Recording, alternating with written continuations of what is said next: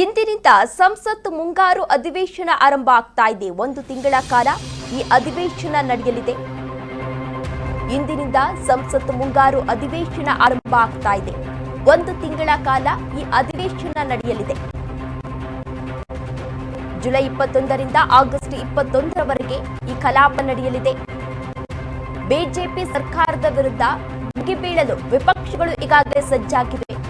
ಹಲವು ವಿಷಯಗಳನ್ನು ಪ್ರಸ್ತಾಪಿಸಿ ಕೇಂದ್ರಕ್ಕೆ ವಿಪಕ್ಷಗಳು ಗುಣವನ್ನ ಇಡಲಿದ್ದಾರೆ.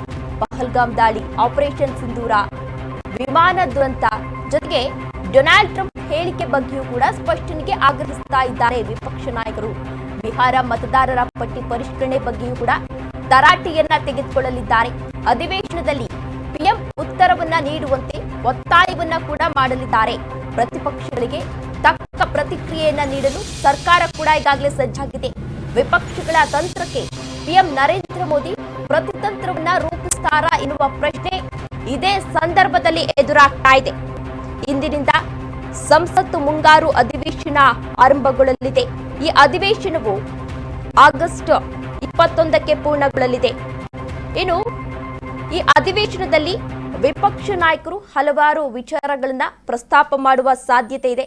ಅದರಲ್ಲಿ ಪಹಲ್ಗಾಮ್ ದಾಳಿ, operation Sindoor, Donald Trump, Bihar ಮತದಾರರ ಪಟ್ಟಿ ಪರಿಷ್ಕರಣೆ ಸೇರಿದಂತೆ ಹಲವು ವಿಚಾರಗಳ ಕುರಿತು ಸಂಸತ್ತಿನಲ್ಲಿ ಚರ್ಚೆ ಕೂಡ ನಡೆಯಲಿದೆ. ಅಧಿವೇಶನ ಆರಂಭ ಆಗುವ ಮುನ್ನ ನಿನ್ನೆಯಷ್ಟೇ ಒಂದು ಸರ್ವಪಕ್ಷ ಸಭೆಯನ್ನ ಕೂಡ ಕರೆಯಲಾಗಿತ್ತು. ಈ ಸಭೆಯಲ್ಲಿ ಆಪರೇಷನ್ ಸಿಂಧೂರ್ ಮತ್ತು ಟ್ರಂಪ್ ಹೇಳಿಕೆಗಳ ಕುರಿತು ಪ್ರಧಾನಿ ನರೇಂದ್ರ ಮೋದಿ ದೇಶಕ್ಕೆ ಉತ್ತರವನ್ನ ನೀಡಬೇಕು ಎಂದು ಈಗಾಗಲೇ ವಿರೋಧ ಪಕ್ಷಗಳು ಸರ್ಕಾರವನ್ನ ಕೂಡ ಒತ್ತಾಯಿಸಿದೆ. ಕೇಂದ್ರ ಆರೋಗ್ಯ ಸಚಿವ ಜೆಪಿ ನಡ್ಡಾ ಅಧ್ಯಕ್ಷತೆಯಲ್ಲಿ ನಡೆದಂತಹ ಸಭೆಯಲ್ಲಿ ಸಂಸದೀಯ ವ್ಯವಹಾರಗಳ ಸಚಿವ ಕಿರಣ್ ರಿಜಿಜು ಈಗಾಗಲೇ ರಿಯಾಕ್ಟ್ ಅನ್ನ ಕೂಡ ಮಾಡಿದ್ರು. ನಿಯಮಗಳ ಪ್ರಕಾರ ಆಪರೇಷನ್ ಸಿಂಧೂರ್ ಸೇರಿದಂತೆ ಎಲ್ಲಾ ವಿಷಯಗಳ ಬಗ್ಗೆ ಚರ್ಚಿಸಲು ಸರ್ಕಾರ ಈಗಾಗಲೇ ಸಿದ್ಧವಾಗಿದೆ ಅಂತಲೂ ಕೂಡ ತಿಳಿಸಿದ್ರು. ಅಧಿವೇಶನದ ಸಮಯದಲ್ಲಿ ಪ್ರಧಾನಿ ಯಾವಾಗಲೂ ಕೂಡ ಸಂಸತ್ತಿನಲ್ಲಿರ್ತಾರೆ.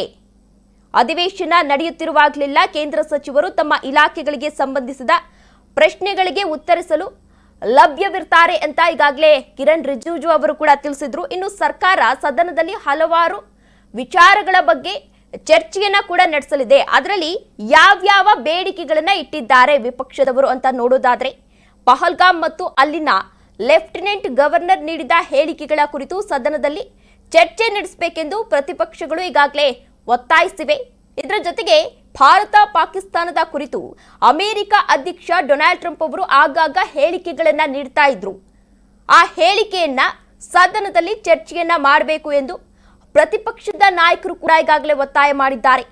ಇನ್ನು ಬಿಹಾರದಲ್ಲಿ ಮತದಾರರ ಪಟ್ಟಿ ಪರಿಷ್ಕರಣೆ ನಡೀತಾ ಇದ್ದು, ಈ ಮಧ್ಯೆ ಪ್ರತಿಪಕ್ಷಗಳು ಸದನದಲ್ಲಿ ಮತದಾನದ ಹಕ್ಕಿನ ಬಗ್ಗೆ ಚರ್ಚೆಗೆ ಒತ್ತಾಯಿಸಿವೆ. ಇನ್ನು ಸಭೆಯಲ್ಲಿ ವಿರೋಧ ಪಕ್ಷಗಳು ಚೀನಾ, ಪಾಕಿಸ್ತಾನ ಮತ್ತು ಬಾಂಗ್ಲಾದೇಶದ ಗಡಿಯಲ್ಲಿ ರಚಿಸಲಾದ 2 ಮುಂಭಾಗದ ಅಕ್ಷದ ಬಗ್ಗೆಯೂ ಕೂಡ ಚರ್ಚೆಯನ್ನ ಮಾಡಬೇಕು ಸದನದಲ್ಲಿ ಎಂದು ವಿಪಕ್ಷ ನಾಯಕರು ಈಗಾಗಲೇ ಸರ್ಕಾರಕ್ಕೆ ಒತ್ತಾಯವನ್ನ ಕೂಡ ಮಾಡಿದ್ದಾರೆ. ಇದರ ಜೊತೆಗೆ ಈಶಾನ್ಯ ರಾಜ್ಯ ಮಣಿಪುರದ ಪರಿಸ್ಥಿತಿಯನ್ನ ಸದನದಲ್ಲಿ ಚರ್ಚಿಸಬೇಕೆಂದು ಪ್ರತಿಪಕ್ಷಗಳು ಈಗಾಗಲೇ ಒತ್ತಾಯವನ್ನ ಕೂಡ ಮಾಡಿವೆ. ಈಗಾಗಲೇ ಏನು ಪ್ರಶ್ನೆಯನ್ನ ಮುಂದಿಟ್ಟಿದ್ದಾರೆ ಪ್ರಧಾನಿ ನರೇಂದ್ರ ಮೋದಿಯವರ ಮುಂದೆ, ಅವೆಲ್ಲದಕ್ಕೂ ಉತ್ತರಿಸಲು ಮೋದಿಯವರು ಕೂಡ ಈಗಾಗಲೇ ಸಜ್ಜಾಗಿದ್ದಾರೆ.